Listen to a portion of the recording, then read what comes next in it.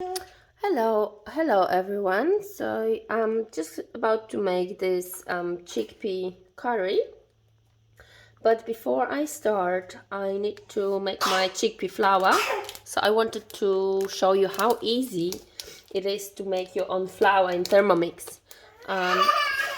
So that's very quick process. Okay, so I'm just gonna put my chickpea in the bowl.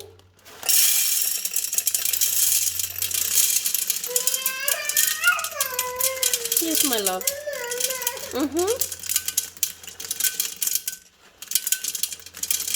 Okay.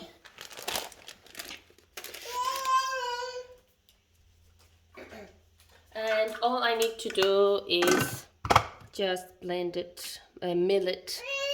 Okay, that will be just 1 minute and I'll be right back. So we are done. 1 minute of milling the chickpea, and this is my chickpea flour. Very easy, very quick, freshly milled flour. Thanks for watching.